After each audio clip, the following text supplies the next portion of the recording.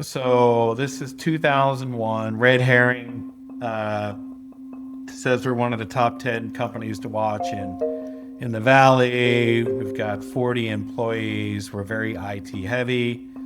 We launch, and a day later the market crashes. I'm like, hey, we're right now out there looking for. At that point, it was $10 million of additional growth capital. Right, we have a pretty tumultuous board meeting, and they said we're not going to throw good money after bad money, and we laid off 40 people. So I'm in my little boat in Sausalito and thinking, well, what do I want to do with this thing? I'm like, I know it was a great idea. I said, well, I've always wanted this name ELEASE. Man, that's like, if I could have gotten that. And the company that bought it was a company called ELEASE. This guy, Bill Gross. So I called him up. So the next week, we had $126,000. And they sold us the name and trademark for $126,000. I went and got our servers. They were Sun Microsystems. Put a fractional T1 in my apartment, and we went to market. We were profitable in 2 weeks, but I knew in my gut it was the right thing to do. But that was all of my money. I'm Brandon Reed, and you're listening to Ready, Set, Startup, a podcast that brings you industry-tested perspectives from leaders working in all areas of the startup lifecycle, so you can learn from the wisdom that they've gained over years in their fields of expertise and apply it in your own entrepreneurial journeys. Let's get into it. On today's show, I'm talking with Tom Williams, President and CEO of ELEASE. I am so excited to share this episode with you guys. Tom is a battle-tested entrepreneur who cut his teeth in the San Francisco .com era. His new business lended to fast-growing companies who needed hardware in, I repeat, San Francisco in the .com era. Talk about trial by fire. Huge growth, impressive scale, then the bottom dropped out. The valley began to dry up, and after some very hard board meetings, Tom found himself back at the very beginning. But not quite at the beginning, because this time things were a little different. This time he had software that his previous company had built. And this time he didn't have a VC-led board telling him what his business model should look like. This time he went with his gut.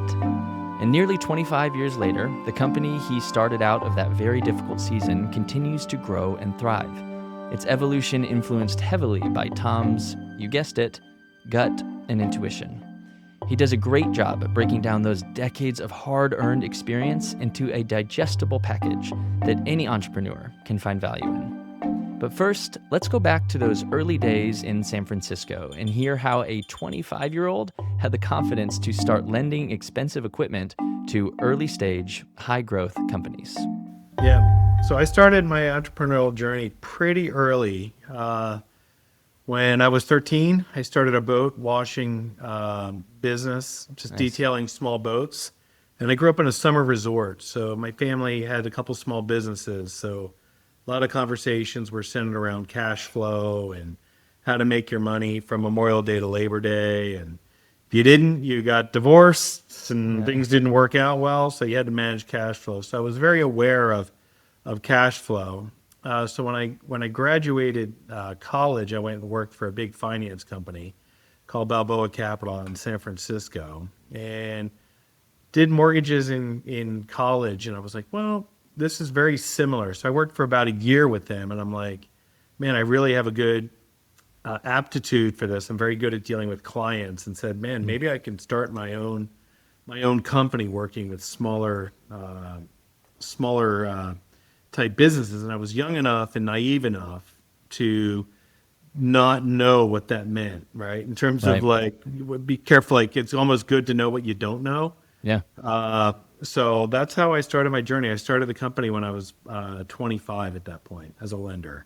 Oh, wow. Okay. Yeah, that is early.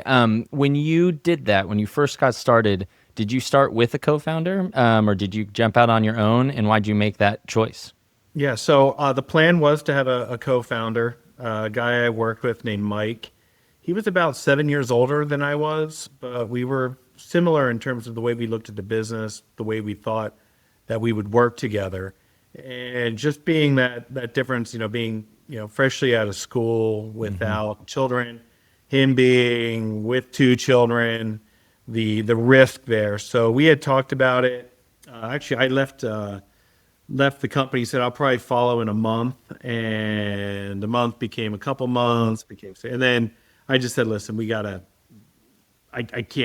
do this with you. So the plan was co-founder, but not everyone was willing to jump off the diving board at the same time. So I became a solo at that point. You had clearly made the choice that co-founder was the right call for you. That didn't work out. You had to pivot, adjust, as all entrepreneurs do to some degree.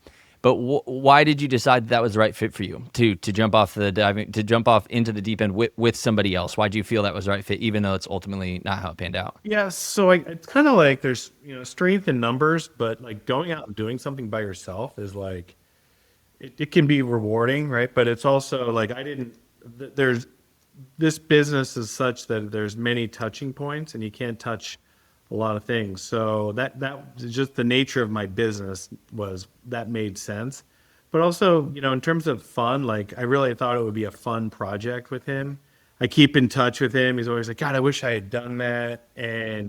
But he's had a good, solid career as well and a good life. But I like working with people. I say that sometimes, and other times I'm like, oh, I just wish I was a solo entrepreneur. So I have other businesses where I'm not 100% owner. So when you did that, when you made that choice and made that transition into entrepreneurship, was that pretty much what you expected it would be, or where were there surprises along the way? Cool. So many surprises, Yeah. right? Things took, twice as long, twice as expensive. I wasn't aware that, that I needed to have a commercial office in order to pull personal credit. Oh, I had to make the decision to live in my office for Yep. 6 months, Nice. until I got in trouble with the cleaning lady turning me in that, hey, this guy's sleeping up here every night. So that was unexpected, and I did have a small bankroll, so I had to make the decision to basically put my stuff in storage and have an office in order to be able to pull credit, which is paramount to what we do as a lender. When something that I know a lot of founders feel very intimidated by when they first get started is funding. We're going to talk more about that in a second and what you did with your company, but I want to touch on that here real quick because it's applicable to me in this moment. Is like, how did you? Okay, so you're just getting started. You're sleeping in your office. There's there's unforeseen expenses as you were talking about, but to be a lender, you got to have. This is just ignorance, but you got to have cash. Like you got to have something to lend, right? So where did you get that cash to begin with? How'd you even have that when people come to you and say we need money? So at first we were just being what we'd call like a broker, right? We'd be the Okay. conduit between Got it. the money bank, and what I did have experience with was kind of private label lending.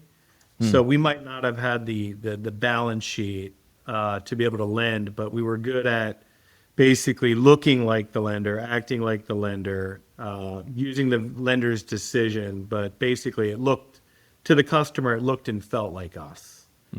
So it was pretty transparent. So there wasn't like doing like the first deal we had financed was a $15,000 embroidery machine. Okay. So it wasn't like $150,000 Right. house, right? It was Right. fairly small and more transactional. So it was easy. We didn't need to have the balance sheet at that point. Okay, no, that makes total sense. And you, what gave you the at least idea that you had the experience you needed to even step into an industry like that? I mean, it might have been some foolhardiness early on, but like what, I mean, know. that is, yeah, It's I don't know anything insane. about that space. I wouldn't know how to start that kind of company. Yeah, no, I mean, I think coming from the mortgage side, contracts, right? Who's the borrower, who's the lender, very similar. Understanding basic credit in terms of like what a lender would be looking for. But to be quite honest, I was it probably would have been better. I would have been better served maybe waiting a year. But having said that, I might not have jumped off the diving board, right? So I didn't know what I didn't know, right? So it makes it kind of, yeah. Sometimes that can be a benefit, right? No, it totally can. Because if you know all the obstacles in your path, like you said, sometimes it keeps you from taking the Wouldn't jump. do it. I mentioned, hey, how did you get the money to start lending? That makes sense. You explained you were more of a broker of the transaction. That makes sense. But you had to pay yourself. I mean, you can sleep in your office until the cleaning lady gets you in trouble. But like, how were you paying yourself? How'd you fund? What was the cash flow that funded the business early on? So I had some savings, but it was only 25. So and San Francisco is not an inexpensive place to live, right? So I borrowed $5,000 from my dad. He thought, my whole family thought I was crazy. Right? Well, you know, what are you Yeah, doing? what It's are you not going to doing? work. There's big companies like GE Capital. How are you going to compete? I don't know. Like, so, but we started with $5,000, right? I borrowed, my dad said, if this is something that you think you can do, uh, I'll lend you the money. And so God bless him. He was in a place to be able to do that. Had some faith in me. I think was more just kind of shocked, right? Like, yeah, let's see what happens, Yeah, let's right? see what happens. So Yeah. yeah. Yeah, that's awesome. And so as you're doing that, you get a small loan, you do kind of your first deal. Sounds like that small machine. How are you identifying, man, even like the word, this is an industry I'm so unfamiliar with. And so this is so interesting to learn about. It's like customer segments doesn't feel like the right term, but how are you going and finding the types of people that needed the services you were offering? And how are you getting them in the door and showing that you were a Yeah. solution offered? It was brutal. So at that time, so 1995, right? It's internet just taking off, right? Getting my first, I've got a domain name, I've got company name, letterhead, and I would just hit the phones. There was a company out there that would tell you what companies were borrowers. So I would hit other companies thinking, well, if they've borrowed once, they're maybe on a growth trajectory, so they might be additional borrowers. So I focused on guys I know that had borrowed, one, because they were a known risk, two, the chances were that they were growing. So I would solicit those, just smile and dial. Hey, Tom at my company at that point was called Paragon Capital.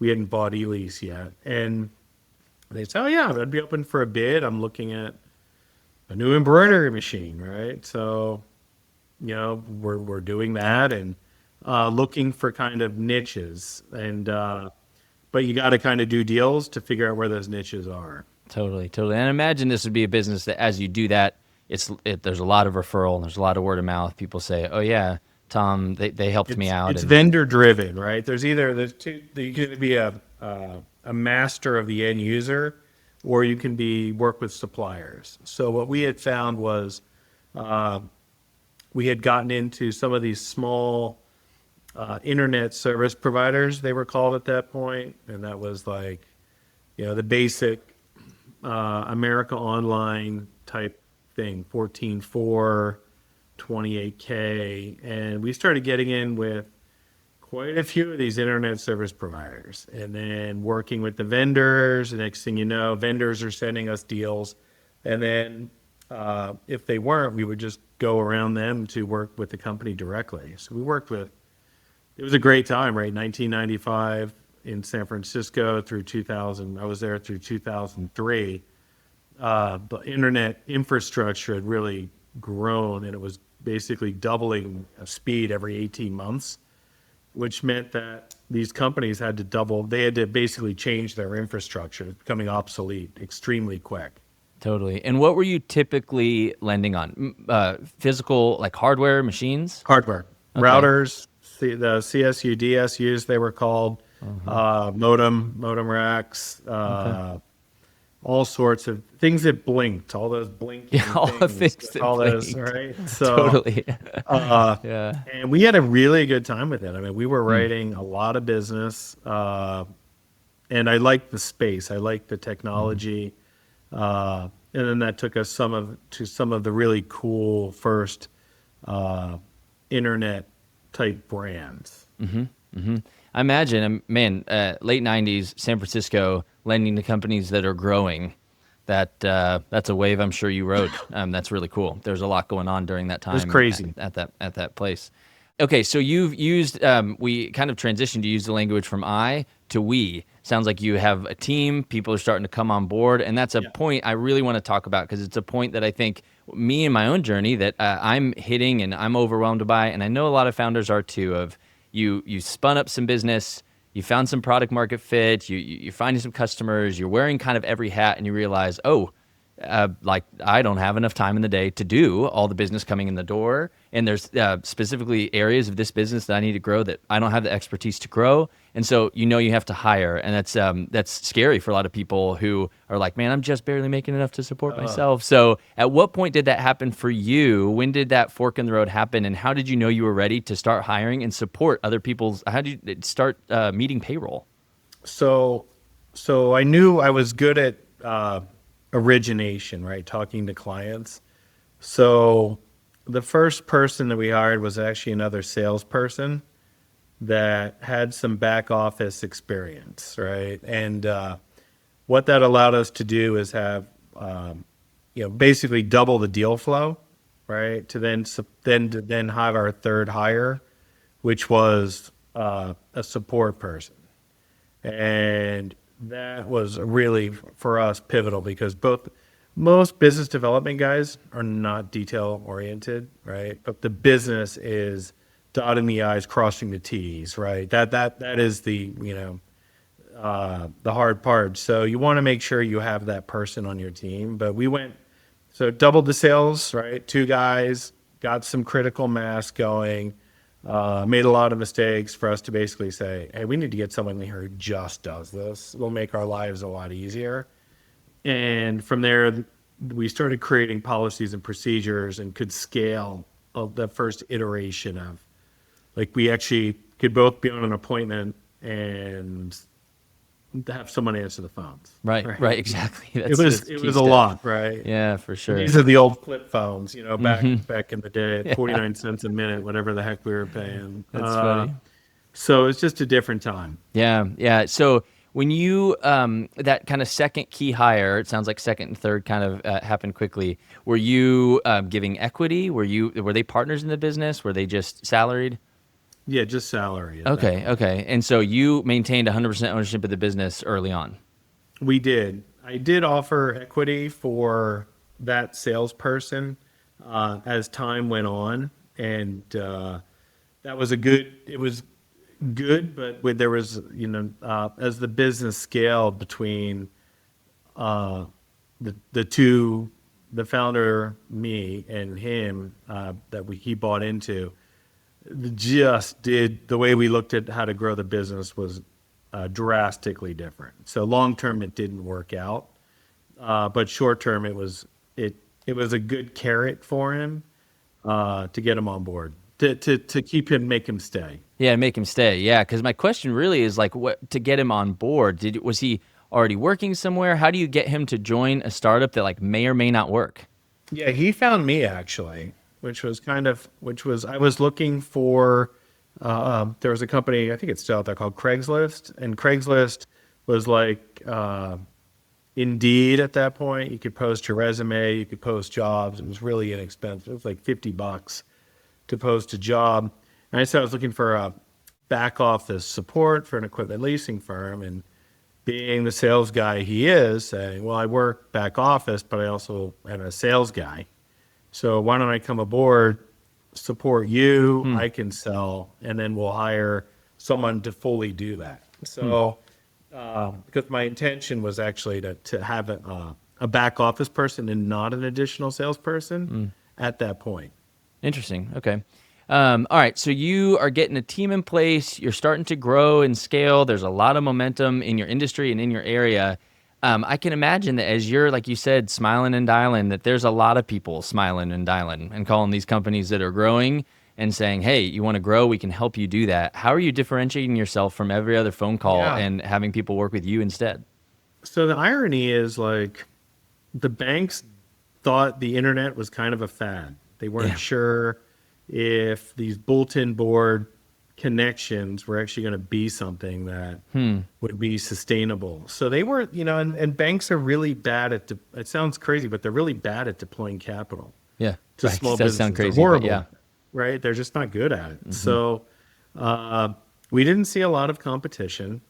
It was actually more that these companies were growing so quickly and were so capital heavy in terms of what their demands were. We actually appreciated other people helping do the heavy lifting when we couldn't, because the real reality was these companies needed more capital than a couple small independent guys could do Yeah. from Interesting. just exposure. And so we you're passed saying on some. there wasn't a ton of competition because there wasn't a lot of people doing exactly what you were doing. It was basically the banks. And there wasn't enough capital we welcomed, and so did the entrepreneurs. They welcomed additional capital. I mean, some of these guys, there's a company called Earthlink that we couldn't work with. It said too risky, and they ended up raising $1 billion. All right, so, and they're talking to, it's crazy, right? It's just a different time. Kind of a different time, but history repeats itself, right? I mean, we're in the AI It boom, does. and I people remember are raising Amazon, $1 billion left really and right. small. I remember Mark Benioff from Salesforce was on our street. I'm like, no software, huh? The guy's nuts. That guy's nuts. Yeah. I came from a world of for a while worked for Ernst & Young and their Ernie program, which was their internet, kind of like AI almost, but with people that you could get information as a small business up to a giant partner. So you're getting really good information. I really like that. And that's where we had, when my company had grown, I knew that there would be opportunities in the lending space that are that manage that inefficiency. So it was a really cool time. I met some really, really cool people. Awesome. So as you're growing and the times are changing, and we're into the late 90s, into the 2000s, you're continuing to do this. I'm imagining, even if not early on, there was a ton of competition. I imagine that began to happen, and more people started to do what you were doing. How did you kind of build, your quote unquote moat? How did you make yourself and your business model defensible? If that's a question that's even applicable to you guys, how'd you guys do that? I mean, it really comes down to knowledge and character, right? I mean, so it's people, I think, really undervalue that. But as a small business, they're not just getting my business; they're getting my morals, my being, right? So I'm a big guy when it comes to character, right? We're big on, the core values hang in our conference room back here, and if you don't fit the values of us, but we were very good at presenting that to our clients, and I'm really good at telling people what we can and can't do. So that's outside of our sandbox, and that is inside. So I think people really appreciated that. And what happened was we started getting a lot of referral business from just other guys talking like, hey, this company's been giving me the runaround for 3 months, and I talked to Tom, and I'm like, in a day, I'm like, it's just not going to happen. Not that plan isn't going to happen, but this smaller plan can happen. So I think we were very good at, our moat or defense was our integrity and our ability to know what we can and can't do. Yeah, no, I love that. Knowledge and character, that will go a really long way, especially in a business exactly like this. So that makes a lot of sense. Because we have two customers. We've got customers over here, then I got banks, right? So I got to keep both of them happy, right? So if my character's called into question on either side, that's a recipe for disaster. Yeah, that makes sense. So what was, as we're kind of continuing on this topic of growth, and you guys are establishing yourself in your industry and you're growing, what is a big bet that you remember taking kind of earlier on in these early stages? And related to that big bet, what gave you the confidence to do that, to make that, to take that step? And did it pay off? Did it not? What did you learn? So we decided that we were going to go out and raise $3 million from Walden Ventures in San Okay. Francisco. Really, really good tier one venture capitalist out there. Uh, and we thought that it would be basically allowing us to become the marketplace for leasing as opposed to a lender in the space. And what happened was they wanted us to change our complete freaking business model. So we were going to be an online broker, basically make a little bit more money per transaction. And they were like, no, we want you to be the NASDAQ of equipment finance. We want where lenders come in and you're just going to make a little transaction fee. And I was like, well, if we do that, we got to write it's like $500 million of business. And I'm like, well, I don't think that's the way to do it because, well, you have to think, again, these guys are all Harvard MBAs, right? You got to be thinking bigger. You got to be thinking about this exchange. At this point, these exchanges were very, very popular, right? And you're going to control all this data and you're going to figure out how to monetize it. Interesting. Right. So I'm like, all right, let's do it. Right. So this is 2001. Red Herring says we're one of the top 10 companies to watch in the Valley. We've got 40 employees. We're very IT heavy. We launch, and a day later, the market crashes. So you went forward with that exchange strategy. Okay. Woo, man. Wow. Yeah. So, no, giving me heebie-jeebies even thinking about I bet it is. So the market crashes. Wow. So I'm like, hey, we're right now out there looking for. At that point, it was $10 million of additional growth capital. All right. Oh, it's going to be tough. It's going to be tough. Well, we just launched, and even though the world's changed and no one wants to buy, dog food online, that doesn't mean that the equipment finance market's gone, right? So 6 months into it, they bridge us with another $500,000. Term sheets aren't coming around. We have a pretty tumultuous board meeting. And they said, we're not going to throw good money after bad money. And if you want to license the software, we'll step off the board and let that happen. So, talk to my wife. She decides she no longer wants to be my wife. Just that we laid off 40 people. So I'm in my little boat in Sausalito and thinking, well, what do I want to do with this thing? I'm like, I know it was a great idea. I know the market just imploded. You still believed in the idea, though. The Hell validity yeah. of the idea. And the sizzle of technology and the Right. internet, right? So I said, well, I always wanted this name ELEASE. Man, that's like if I could have gotten that. And the company that bought it was a company called ELEASE. This guy, Bill Gross, he was the guy of .com companies. They were just placement guys. So I called him up. They had a company that in our space that failed miserably, quicker than we did. That was actually in the market. And I said, hey, we'd like to buy that domain name. And he said, well, we paid $3 million for that name. And I'm like, well, we don't have $3 million, right? So he goes, well, GE wants to buy it.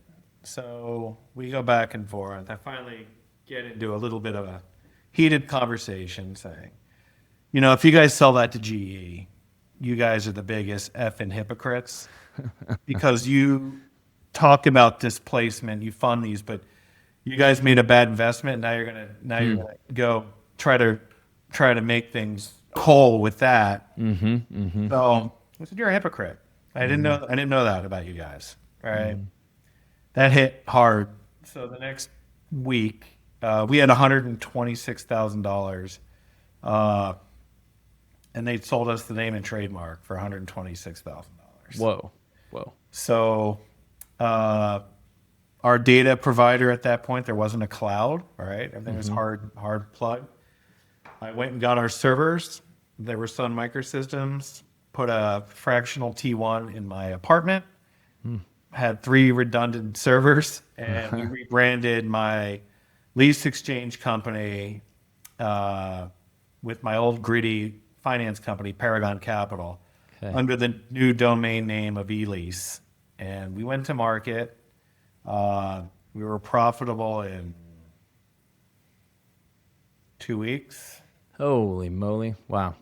And it was the model I wanted, which was many lenders that we had that I had known, and being able to pull online credit and submit that credit to the right source manually, but having a good idea where it would go.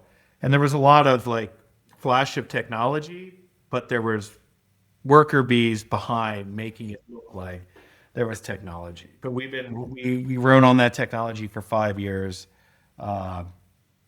and we're profitable in 2 weeks. When I see that guy and we're on LinkedIn together, I know that has to piss him off. Yeah. That was their decision, right? When you take money in, but I'll tell you, there's nothing freaking lonelier than being out there making those decisions in the vacuum of being out of my house in San Francisco on my boat, throwing money at a business that I had but I knew in my gut it was the right thing to do.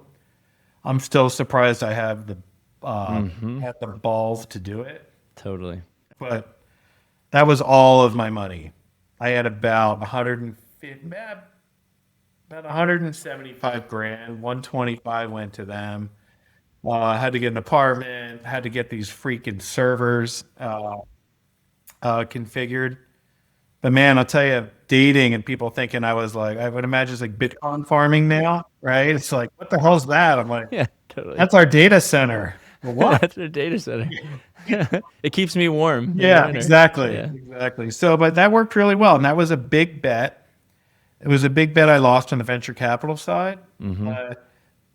At the end of the day, I'm a man of faith. And I'm like, I know this is right. I know this can work. Just because the stock market imploded does not mean this business does not have legs. And we've been financing under that moniker for, 2001, so 24 years, right? Wow. That's amazing. Talk about going all in, like literally. That's really fascinating, Tom. I want to double click though on something that you went quickly over, which was, well, we had this name. We went all in on this name. Spent all my money on this domain name. And then we went to market and we were profitable in 2 weeks. But there's a lot in that period of time, you had a software, but you had to completely rewrite it, right? I mean, it was a completely different solution than you had been funded for. No, so basically what we did, we just changed so it's like being Oz behind the curtain, right? Or the technology was moving all these things, right? I just became Oz in terms of looking at this, saying manually, point that deal there. So we had about 400 different small vendors that used us. So they were still like the data center. But how was that fundamentally different from the business that VCs funded you for and that you tried to build and then they stepped out of? Because we weren't getting the 0.3 of 1%. We were getting 5 points per deal. So our margin went up over 1,000%. Okay. Right? Because they were trying to get this little small percentage. So it was the same technology solution, but a different business model. Yeah. Wow. It was the right. It was just the right choice. Yeah. the They right just thing. wanted at volume to take a little bit. Yeah. Exactly. So we went after. I was less concerned. I was more concerned about margin for the company than I was how that affected our partners, right? So, and the customer did not care because in that environment, they just wanted to get their deal. They just wanted to get their equipment. Yeah. Right. Well, it worked out, and that's what I kept on trying to tell these guys. They just at board meetings, you when you take that money in, it changes your DNA, right? And if I could go back, if whoever watches this, I hope they if I could go back in time, I wouldn't have let them change my DNA of what I thought was right. But I did that. It worked out. But man, the browbeat and real life experience at 29 was nothing short of mind changing. Even suicidal thoughts at that time. Seeing 40 ex employees everywhere. I would try to go to anywhere to go hide from people, right? Like, Muir Woods, and there's our CTO. So it was at a very young age, a very big failure, full frontal failure, and it Totally. took me a while to get over that. However, I'm glad I did it because it really made me gritty, but it really also it had an effect on me that I'm maybe too much in my sand. Like I want to do it this way because I think it's the right way. That's probably kept us out of some opportunities because of the shellacking I took. Sure. Yeah. No, that makes Wouldn't sense. change it for anything, but man, in real time, in 3D on the 50-yard line, that was something to watch. Totally. Yeah. Yeah. And I bet that is PTSD. I mean, you're not shaking right now, so that's good. But I can imagine that it's hard to even remember and talk through. And I mean, I wrote down that there's a lot of ways that could have been worse. That it is worse for a lot of people, right? They take the money, which is a choice. They end up having some kind of contract that they don't get to keep the product. Like they just have to walk, right? The board keeps the product. They do what they want with it, or I mean, the fact that you were able to have enough cash to survive and take a next step for the product that you believed in. There's a lot of ways that like you didn't get all the way to zero. And even with the scraps you had, you were able to rebuild. And that's super impressive. We had to leave the software. It was undocumented software, right? And this is when hackers started to like what a great place to hack, right? Someone who can't totally. afford to do their Oracle patches, right? And so about 3 years into that, we knew that we had a blind spot, so we migrated to a technology that was outsourced, and then let that be someone else's issue. But that was the other thing. I didn't have our old CTO I engaged was extremely expensive. Yeah, that's a harrowing story and super impressive recovery from that. Let's talk about, you showed us there a peek of your vision, your mission that you have as a company, the culture that you foster there. You talked about knowledge and character and how you've built your business on that. As you grow and scale, and I mean, you had this setback, then you moved forward and found an ultimate path to even greater growth. But as you're doing that, how are you keeping intact the mission and vision that you set for your company, the culture that you want to grow? How are you doing that as you're bringing on more people, growing and gaining more business? How are you keeping those things together? Yeah, it was really hard to do in San Francisco, right? Every time we put an offer out, it was stock options for this guy. Oh, we lost this guy to Salesforce. We lost this guy to this, right? So I had to make a really hard decision to move the company from San Francisco to Florida. It was too expensive.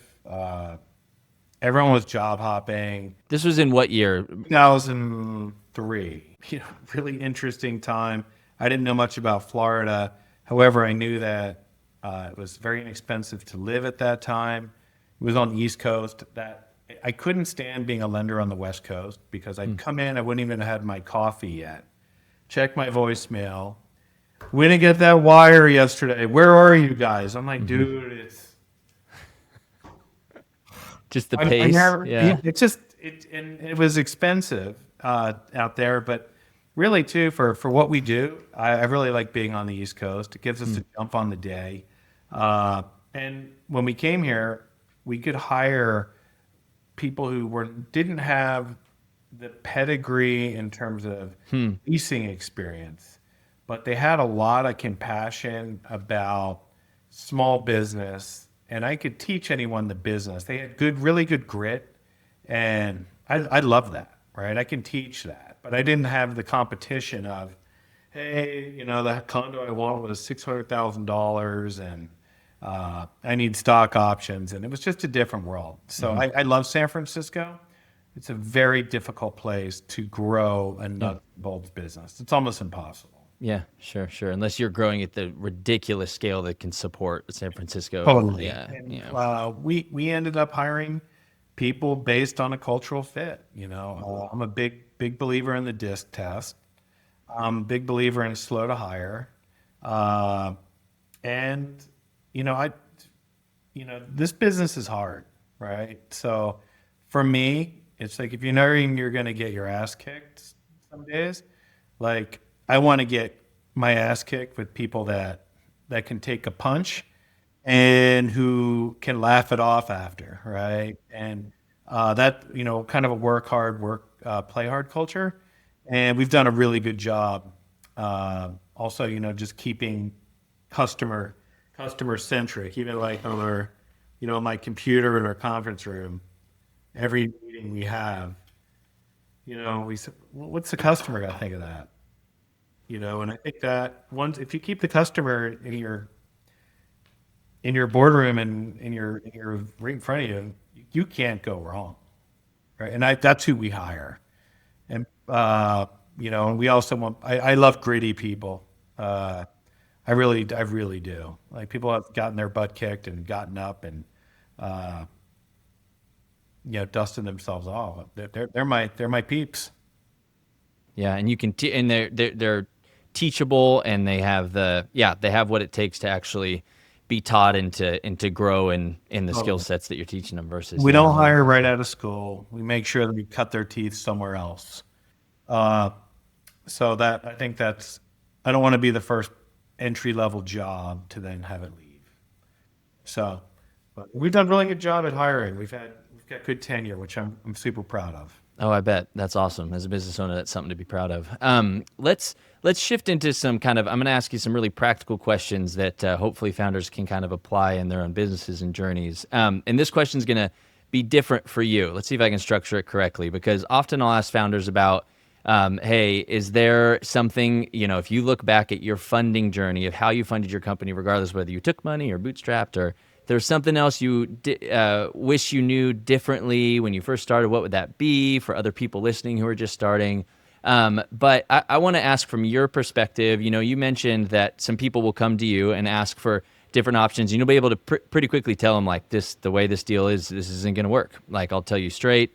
What are some things that you often, as you find other people in the role of it, whether they're startups or they're just growing, and they're coming and looking for lending options from you, what are things you often come back to, the advice you're giving, tips and tricks that you have for people that you could share that you share with people in your everyday, work when they come and ask for options? So we do a lot of work in the beer space since I own a brewery.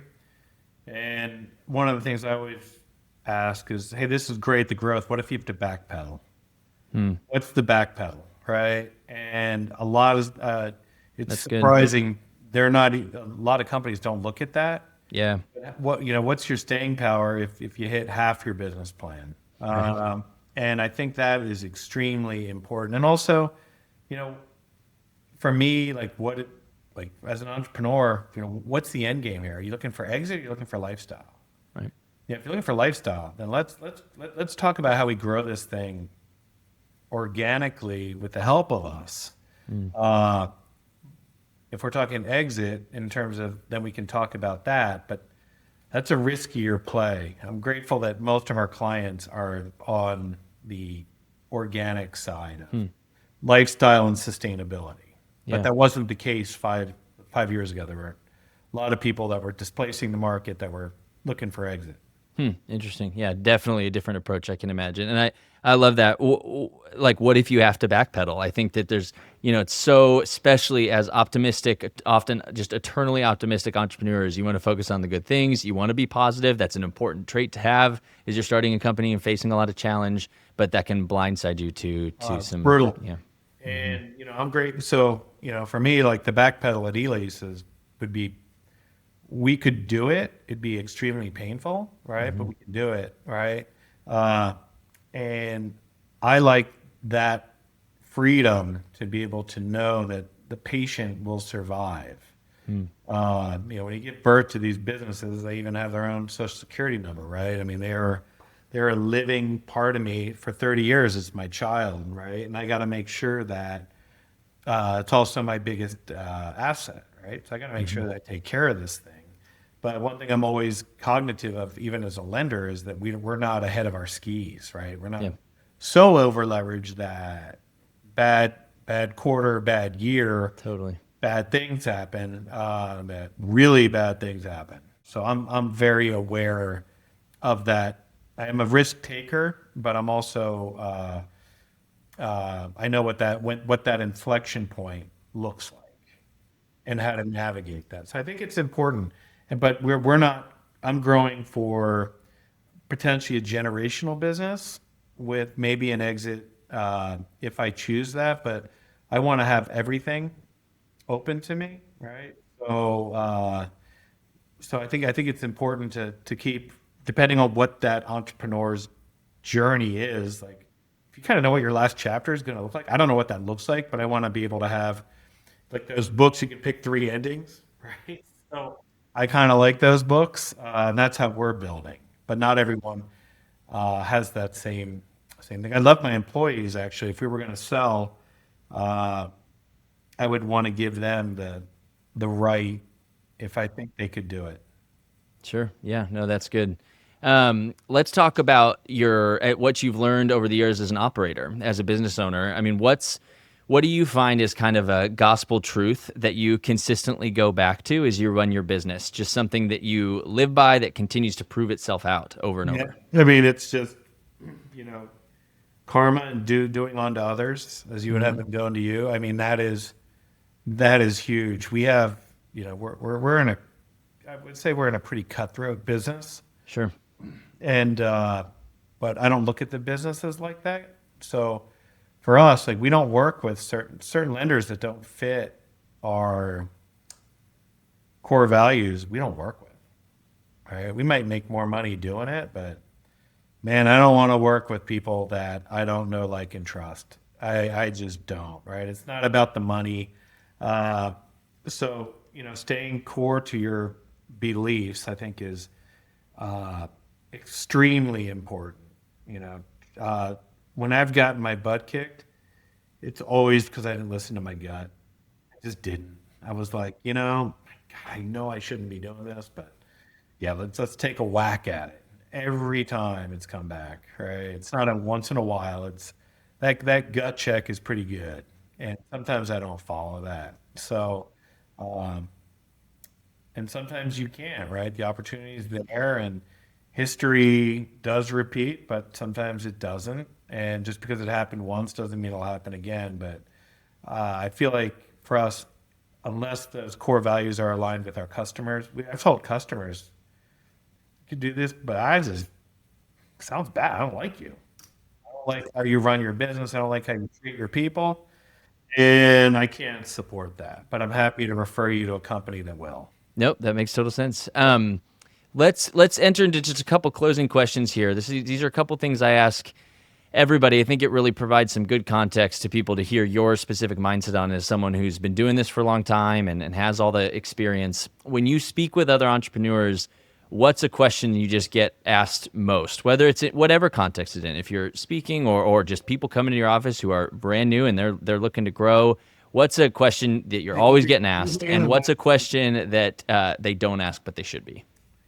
Yeah. So they always ask me how I did. How did you basically become a private lender, and how did you do it at such a young age? Uh, and my answer is always, I had faith in myself. I had faith in a higher power, but I also knew what I was good at. Uh, and I just knew the market, I thought the market was there, right? So that's a question that I'm asked all the time. Hey, how did you do that? How did you know? And it's like, when you know, you know. It's like almost like when you decide, like you're on a date, you're like, wow, this person's like, when you know, right? And when you see an opportunity too, it's like, one thing I will definitely not have is regret on my entrepreneurial journey because I jumped off, I took the leap, right? I'm not, and I think at some point I wouldn't have been able to live my life being a banker or at a big company. I just couldn't. It wouldn't have worked with my personality. What's a question that you think they need to be asking but often don't? A blind spot. It's like, what would have happened if it didn't work out? That's like, what's the downside if it didn't work? Right. And I'm pretty honest about getting my ass kicked because I think I'm very good at getting people to start their own business. That's the metric that, in fact, that's one of our revenue is not one of our core measures. It's how many companies did we help, right? Regardless of size, right? But the other thing I wish people would ask, should I ask for help? And I think that's my biggest regret as an entrepreneur. I never asked for help in those lonely, dark years. Those decisions I made in a vacuum at the best ability that I thought at that time. But if I could go back, I would say, man, there's so many people that would have helped me. If I just said, I don't know how to do this, don't know how to do it. And one thing I really like about Steve Jobs is he says no one ever said no to him when he asked for help. And as I've asked for help in my later years, I've never had someone say no. And I think that is really, I think it talks about how lonely that journey can be. But I wish people would ask about that. They only see the office building and they see us in the marketplace and they see, they see the wins, right? But we lose a lot. I've lost a lot. And I wish they'd asked me more about the losses. Yeah, no, that makes total sense. And And what's learned. So what's learned through those things. Yeah. And I think that, I mean, that's just so true that people focus on, they look at the success and they think, oh, and then when they face failure, I think they assume that people who have succeeded haven't faced the failure that they're currently facing. And so reaching out for help is like, well, I shouldn't have to, or I'm ashamed to because I want to be successful like they are. And they haven't, met failure like this, but everybody has. 2008 was the first year AD after the implosion of the credit markets. Ironically, it's the best thing that ever happened to my company.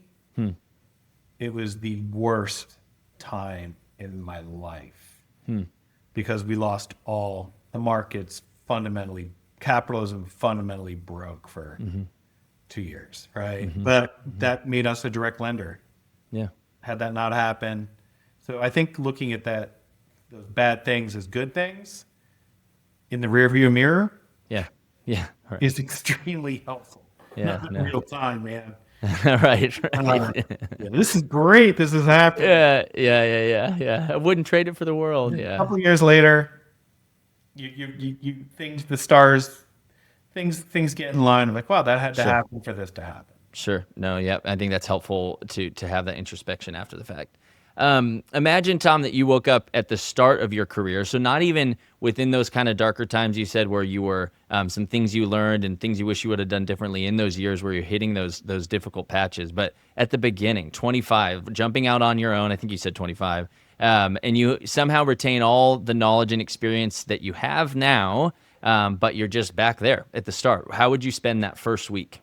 Oh man, I'd be calling my wealthy friends' parents, right? And I would get as much capital as I possibly could. And I would go out and do deals, not broker them. I would go right to becoming a lender immediately, because that there's a reason why banks have marble floor, right? And uh, that's what I didn't start doing that until the music stopped in 2008, and it became a hey, we don't. This should, I always knew that was the way to do the business. It was just hard. But in 2008, with two little kids, You hard. figured it out. Yeah. I got to do this. We got to get some capital, and we got to start putting deals on our own balance sheet. And if I could go back to my 25-year-old self, I would have taken more risk. I would have asked. I had so many successful friends. It would have given me such a leg up if I had the ability to say, "Hey, Mr. Miller, you built a successful company. What advice do you have?" And I never did it, and that's a regret that I have now. Now I'm also very aware of people saying, "Hey, I know you're starting. If you have any questions, call me. Like I'm happy to help. Like don't feel like you're bothering me asking." And I'm surprised how many people actually pick up the phone with that and say, "Hey, I do have a question. I don't want to bother you." It's like, no, please, because I didn't do what you just did. But no one said that to me either. So I want to make sure I'm putting a welcome mat on the front door for any entrepreneur that has any questions, because this road, it doesn't have to be, it's lonely and it's painful sometimes. It doesn't have to be as lonely as I chose to make that journey. And I do regret that. So I try to make that happen for other people.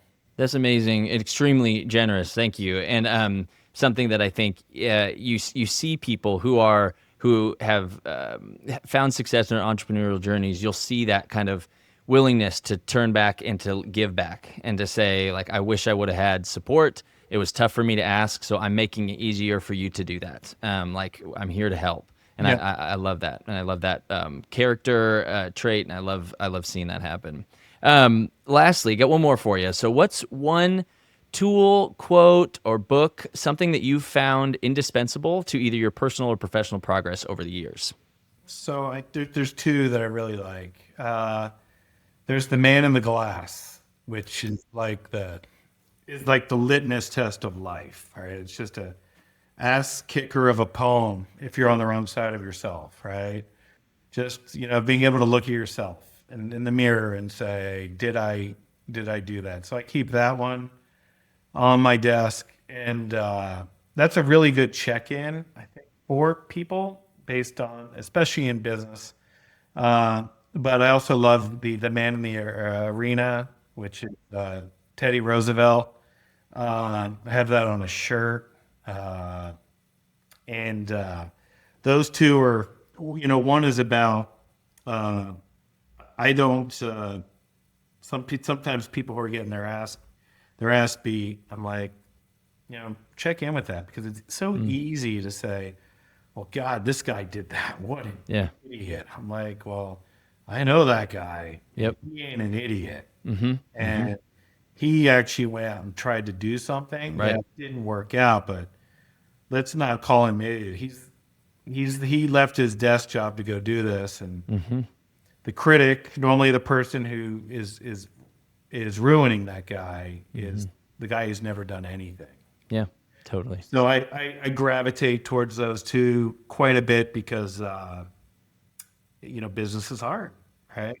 But at the end of the day, we die by ourselves. So I think The Man in the Glass for me is, I read that in college and I'm like, holy smokes, that's powerful. So anytime I feel a little hubris, and I always want to check in and read that. And if I can look back and say, hey, those are two really good ones that keep me humble and also keep me hungry.